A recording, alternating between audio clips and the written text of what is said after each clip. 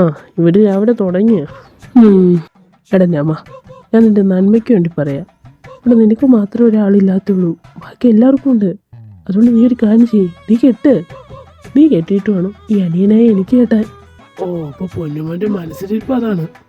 നീ വേണേ കെട്ടിക്കോൾക്കാം, ആരെയും പിടിച്ചു വെച്ചിട്ടുണ്ടോ? അത് ശരിയാവില്ല. നീ ഫസ്റ്റ് കെട്ടിയിട്ടേ ഞാൻ കെട്ടുന്നുള്ളൂ.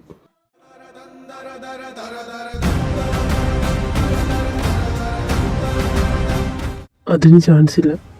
നീയെ ഫസ്റ്റ് കിട്ടും. അതെന്താ നിനക്ക് ഇത്ര ഉറപ്പ്?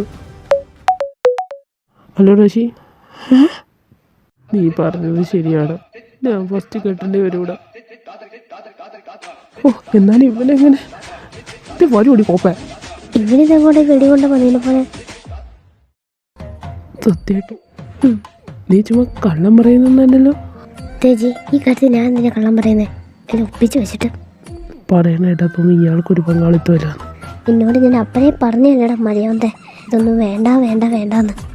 എന്നിട്ട് നീ ഡ്രസ് മീയാന്ന് പറഞ്ഞ് ഇവിടെന്നൊക്കെ ചെയ്ത് എന്താ ഞാൻ പൊന്നുമോളൊട്ടും മോശമൊന്നും അല്ലായിരുന്നു. തേജി, എനിക്കിതൊന്നും അറിയണ്ട. നിന്റെ അച്ഛനോടും അമ്മയോടും നീ തന്നെ പറയണത്, ഞാൻ പറയില്ല. എൻഗേജ്മെന്റ് കഴിഞ്ഞിട്ടുള്ളൂ, അതിനു മുമ്പ് നീ പ്രജ്ഞയില്ലാന്ന് ഞാൻ എങ്ങനെ വീട്ടിൽ പറയും? അതിപ്പോഴല്ല, ഓരോന്നൊക്കെ ചെയ്യുമ്പോൾ ആലോചിക്കണമായിരുന്നു.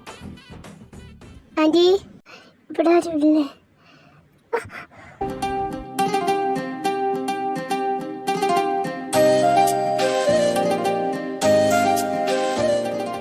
പ്രൊഫസറെ, തൻ്റെ കൈക്ക് തീ പോലെ ഭയങ്കര ചൂട്. എൻ്റെ കൈ ഉള്ളുന്നു. അല്ല, ഇതെന്താ ഇത്രയും ചൂട്? പനി വല്ലതുണ്ടോ? നോക്കട്ടെ. വേണ്ട.